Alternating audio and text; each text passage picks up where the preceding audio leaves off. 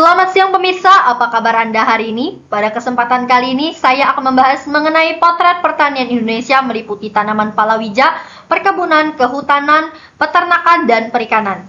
Yang dimana kita akan mengupas mengenai kondisi subsektor pertanian, regulasi pemerintah, serta potensi masing-masing subsektor pertanian di Indonesia. Bersama saya Desilianti, berikut informasi selengkapnya. Berdasarkan hasil penelitian Bramantara pada tahun 2024, subsektor perkebunan merupakan subsektor yang memiliki kontribusi tertinggi dalam PDB Indonesia tahun 2021, sebesar 3,94%. Sedangkan dalam pembangunan sektor pertanian, kehutanan, dan perikanan memiliki peran penting dalam pembangunan negara. Subsektor yang menjadi penyumbang terbesar adalah perkebunan tahunan, tanaman pangan, peternakan, dan tanaman hortikultura tahunan yang meliputi tanaman obat-obatan, sayuran, bunga, dan buah-buahan. Konsep keberlanjutan menjadi faktor terpenting dalam pengelolaan sektor pertanian mengingat alih fungsi lahan dan berbagai ancaman lainnya pada masing-masing subsektor pertanian dapat mengganggu keberlangsungan sistem sektor pertanian di Indonesia. Saat ini sektor pertanian Indonesia masih menghadapi berbagai kendala dan ancaman. Kondisi petani di Indonesia menjadi sulit karena ancaman perubahan iklim dan ketersediaan pangan serta kendala dari masing-masing subsektor pertanian yang harus dihadapi secara serius. Sektor pertanian juga mengalami krisis dengan jumlah talenta muda yang terus menyusut yang akhirnya menyebabkan kurangnya penerus dalam tenaga kerja di sektor pertanian dan di subsektor pertanian lainnya. Berdasarkan hasil penelitian Tina Safira, Muhammad Nasr Maridoh, dan Muhammad Yasin tahun 2024, berikut merupakan kondisi terkini dari masing-masing subsektor pertanian di Indonesia. Yang pertama, subsektor tanaman palawija. Tanaman palawija seperti jagung, kacang tanah, dan ubi berperan penting dalam diversifikasi pangan dan ketahanan pangan nasional. Namun, tanaman palawija seringkali mengalami kendala seperti perubahan iklim, konversi lahan pertanian menjadi lahan non-pertanian, dan kurangnya infrastruktur irigasi yang memadai yang menyebabkan keberlanjutan produksi tanaman palawija terhambat. Pemerintah Indonesia sudah memberikan solusi berupa program diversifikasi pangan dan peningkatan teknologi pertanian untuk mendukung produksi palawija. Namun tantangan utama masih terkait dengan produktivitas dan ketergantungan pada musim hujan yang tidak stabil. Yang kedua, subsektor perkebunan. Subsektor perkebunan menjadi kontributor besar bagi ekspor khususnya kelapa sawit, karet, kopi, dan teh. Namun sektor ini juga menghadapi kritik karena deforestasi, kerusakan lingkungan, dan ketimpangan sosial yang ditimbulkan oleh ekspansi lahan perkebunan. Kebijakan seperti Indonesia Sustainable Palm Oil ISPO telah diperkenalkan untuk mengurangi dampak negatifnya. Meskipun demikian, implementasi kebijakan yang konsisten masih menjadi tantangan. Ketiga ada kehutanan.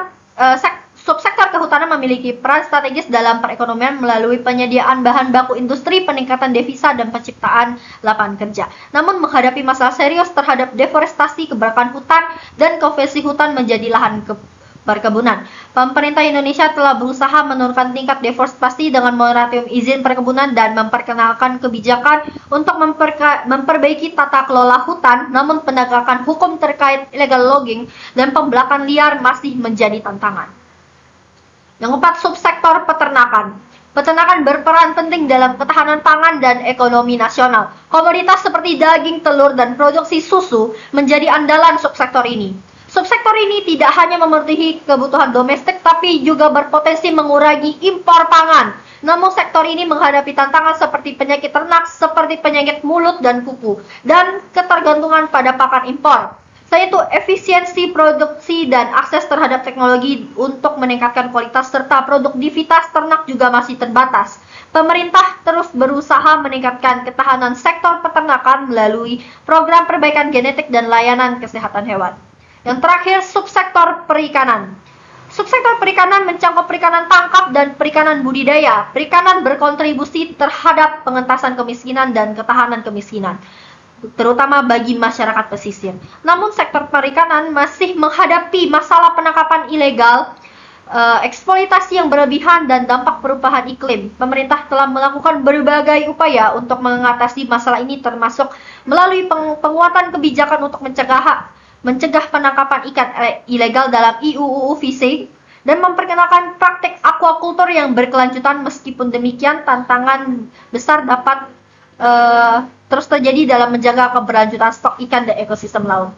Lalu bagaimanakah sikap pemerintah dalam menyikapi kendala-kendala subsektor yang terjadi di sektor pertanian Indonesia?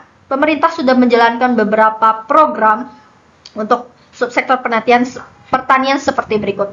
Yang pertama, untuk kebijakan subsektor tanaman palawija, kebijakan-kebijakan yang dikeluarkan pemerintah guna mengatasi kendala-kendala dan ancaman tanaman palawija sudah tercantum dalam Peraturan Menteri Pertanian Nomor 58/2019 mengenai diversifikasi pangan, merupakan salah satu inisiatif yang dijalankan mengenai gerakan pangan lokal yang bertujuan untuk meningkatkan konsumsi bahan pangan lokal seperti jagung, kedelai, dan ubi guna ganti beras.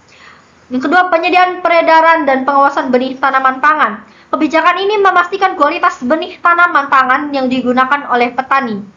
Yang kedua, kebijakan di subsektor perkebunan, terutama di kelapa sawit, karet, kopi, dan kakao, menghadapi masalah lingkungan seperti deforestasi, konversi lahan hutan, serta pengelolaan yang tidak berkelanjutan.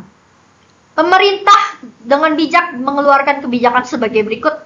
Yang pertama ada Indonesian Sustainable Palm Oil atau ISPO, kebijakan yang mewajibkan perkebunan kelapa sawit untuk mengadopsi prinsip-prinsip keberlanjutan yang memperhatikan aspek lingkungan dan sosial.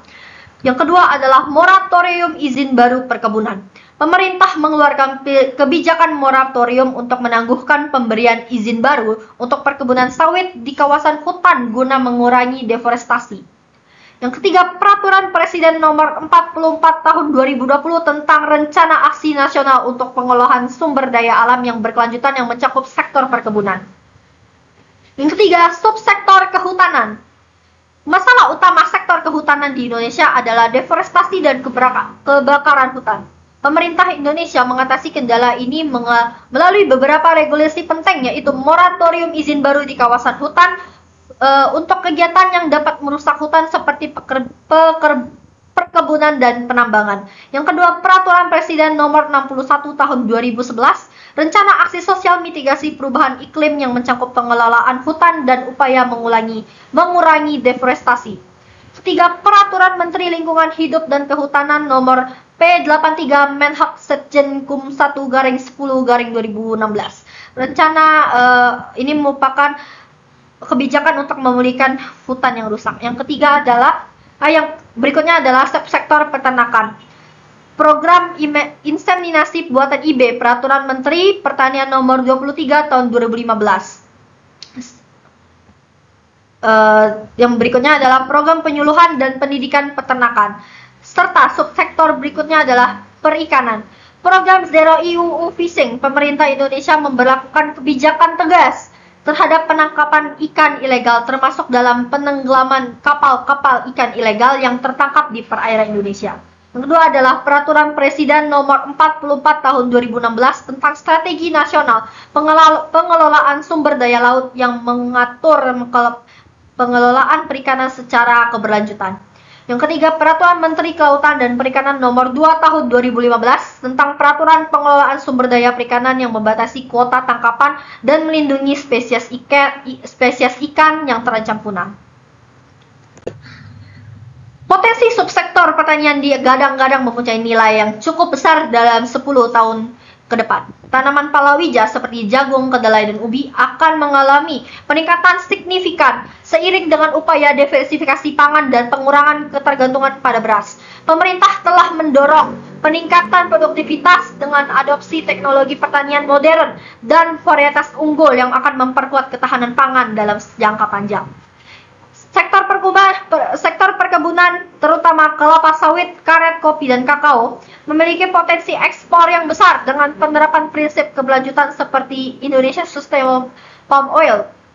Perkebunan kelapa sawit di Indonesia dapat terus tumbuh meski menghadapi tekanan terkait isu deforestasi. Selain itu, produk perkebunan seperti kopi dan kakao memiliki pasar ekspor yang terus berkembang, menjadikan sektor ini sebagai pilar penting dalam ekonomi nasional. Yang ketiga, di sektor kehutanan. Restorasi hutan menjadi prioritas utama dengan peluang besar dalam pengelolaan hutan berkelanjutan dan pemanfaatan jasa lingkungan seperti ekowisata dan karbon.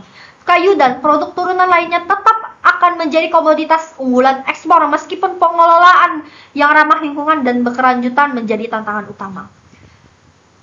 Selanjutnya, potensi sektor peternakan yang sangat bergantung pada peningkatan kualitas genetik ternak dan pengembangan pakan lokal untuk mengurangi ketergantungan pada pangan impor, serta komoditas daging hewani merupakan potensi yang sangat besar dalam industri peternakan, terutama daging sapi, kambing, dan produk susu. Lalu yang terakhir adalah sektor perikanan yang akan semakin berkembang mengingat potensi besar Indonesia merupakan sebuah negara maritim. Pengelolaan perikanan yang berlanjutan akan memperkuat produksi ikan lokal, sementara pasar ekspor untuk produk perikanan seperti tuna, udang, dan rumput laut akan terus mengalami pertumbuhan. Secara keseluruhan, sektor pertanian Indonesia memiliki potensi yang sangat besar untuk tumbuh, terutama dengan dukungan kebijakan pemerintah yang fokus pada keberlanjutan, peningkatan produktivitas, dan diversifikasi pangan. Namun pengelolaan yang lebih bijaksana dan adopsi teknologi modern akan menjadi kunci untuk memastikan pertumbuhan yang berkelanjutan dalam 10 tahun ke depan. Pemirsa, materi tadi merupakan akhir dari video presentasi saya hari ini pada hari Senin 9 Desember tahun 2024. Saya Desilianti pamit undur diri. Terima kasih atas kebersamaan Anda. Sampai jumpa dan sehat selalu.